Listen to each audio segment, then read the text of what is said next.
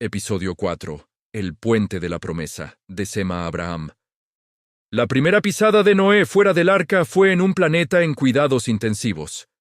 La cúpula de vapor que antes protegía la tierra desapareció, dejando paso a un clima hostil con estaciones extremas. Lo primero fue un periodo que llamamos la Edad de Hielo. La Biblia, en Job, el libro más antiguo de todos, muy a pesar de entender que vivía en la antigua Mesopotamia, hace 12 menciones directas de hielo, nieve, escarcha y granizo, que se enfocan en estos fenómenos de congelación. El agua caliente de los volcanes submarinos provocó una evaporación masiva de humedad hacia la atmósfera. Las cenizas volcánicas bloquearon el sol, enfriando los continentes y convirtiendo esa humedad en tormentas de nieve constantes. La nieve se acumuló sin derretirse durante siglos, formando las capas de hielo gigantes que describe la ciencia. La evidencia no está en las teorías, sino en la cicatriz que el volcán dejó en el hielo.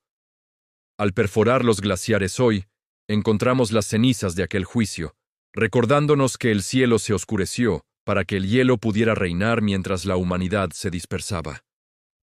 Biológicamente, el cambio fue drástico. Sin protección atmosférica, la radiación cósmica golpeó el ADN. Además, las nuevas características del agua, el cambio en los alimentos, el clima, entre otros factores, aceleraron las mutaciones y las adaptaciones. Los virus y bacterias, antes inofensivos, se volvieron patógenos. Los animales cambiaron, adaptándose para sobrevivir. Muchos se volvieron carnívoros y otros parásitos, como el mosquito hembra se adaptó para buscar proteínas en la sangre, para la procreación, no como el macho que siguió alimentándose de las frutas. La flora y la fauna cambiaron rápidamente, acorde a los entornos que iban enfrentando. Dios infundió el temor al hombre en los animales, rompiendo la armonía original. El hombre también cambió. La longevidad se desplomó de los 900 años a los 400, y luego a los 175 de Abraham. El mundo se volvía más hostil, y la vida más corta. El archivo viviente, de Adán a Jacob. Dios no dejó a la humanidad sin memoria. Sem, el hijo de Noé, es el eslabón de oro de esta historia. Sem no fue solo un sobreviviente, fue el guardián de la verdad. Consideremos esta asombrosa cadena de transmisión. Matusalén conoció a Adán, vivieron 243 años juntos, y recibió el relato directo del Edén. Luego, Matusalén conoció a Sem, vivieron 98 años juntos, y le pasó la antorcha antes del diluvio. Tras la catástrofe, Sem no solo conoció a Abraham, sino que vivió lo suficiente para ver nacer a Jacob, con quien compartió 50 años de vida. Considera esto. Jacob pudo haber escuchado de labios de Sem lo que Sem escuchó de Matusalén y lo que éste escuchó de Adán. Solo 3 personas de distancia separan al primer hombre del padre de las 12 tribus de Israel. La historia no era una leyenda. Era un testimonio familiar directo, la dispersión de la humanidad. Mientras la promesa corría por Sem, sus hermanos poblaron el mundo bajo una nueva realidad geopolítica. La descendencia de Cam, hijo de Noé, fueron los más rápidos en construir y reconstruir. Cus, primogénito de Cam, dio origen a los sumerios. Nimrod, hijo de Cus, fue el primer tirano global. Fundó Babel. Allí usaron ingeniería química avanzada, ladrillo cocido y asfalto, betún, como mezcla impermeable. Mientras Nimrod levantaba muros de orgullo en Babel, Dios marcaba el tiempo en el linaje de la gracia. En los días de Peleg, descendiente de Sem, ancestro de Abraham, ocurrió la confusión de lenguas. Su nombre significa división, marcando el momento en que la humanidad se fragmentó, pero la luz no se extinguió, porque en su padre Heber nació la identidad de los hebreos, el linaje que cruzó el caos de las lenguas para preservar la verdad. De modo que en Peleg quedó la antorcha que nos guía directo hasta la fe de Abraham. Por su parte, Jafet y su descendencia se expandieron hacia Europa y Asia septentrional, formando la base de las culturas occidentales.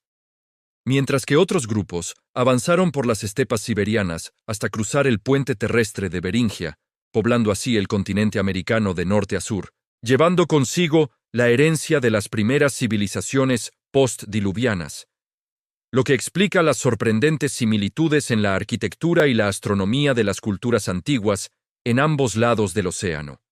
La Biblia menciona que en aquellos días nacieron gigantes, hombres altos y fornidos que recordaban a los antiguos Nefilín que fallecieron en el diluvio. Aunque ya no eran los originales Nefilín, sí era una familia de hombres altos y fornidos que causaban temor. Se considera que la mujer de Cam portaba genes recesivos del gigantismo antediluviano, explicando así que aparecen los hijos de Anak en Canaán, Mizraim, Egipto. Al llegar al Nilo, los descendientes de Cam pudieron haber encontrado bases de estructuras megalíticas antediluvianas que sobrevivieron al diluvio, reclamándolas y terminándolas, lo que explicaría por qué las pirámides más antiguas son más perfectas que las posteriores. Ur de los Caldeos, la salida de la sofisticación. En este mundo nace Abram, luego sería llamado por Dios, Abraham.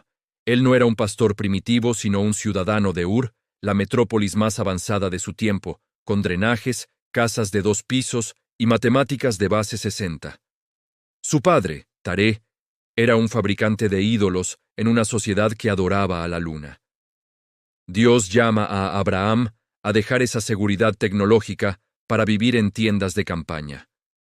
No por pobreza, sino por fe. Abraham, el caldeo educado, cruzó la media luna fértil llevando consigo la herencia espiritual que Sem aún custodiaba en la región, el Egipto de los faraones. Abraham llega a una Canaán fragmentada y por una hambruna baja a Egipto. Allí, la tradición dice que impresionó a los faraones con sus conocimientos de astronomía sumeria. A su regreso, contemplamos el valle del Jordán. En ese tiempo, Sodoma no era un desierto, era llamada el huerto de Jehová. Era la potencia petrolera de la antigüedad por sus depósitos de asfalto. Esa abundancia y saciedad de pan los llevó a una soberbia y degradación moral que terminó en un juicio de fuego, dejando tras de sí el mar muerto como un recordatorio eterno de la justicia divina. La antorcha que no se apaga. Sem muere casi al mismo tiempo que Abraham. La antorcha de la memoria se entrega a la antorcha de la fe. Abraham, el hombre que unió el conocimiento de los antiguos con la esperanza de lo que vendría, se convierte en el padre de la fe. A pesar de los gigantes, de la soberbia de Babel y de la corrupción de Sodoma, la línea de la gracia sigue intacta. En Abraham, el hombre escogido por Dios para hacer de él una nación grande, continúa el plan de redención. La historia sigue, y la promesa de la simiente, que aplastaría la cabeza de la serpiente, continúa preservada en un hombre, en Abraham.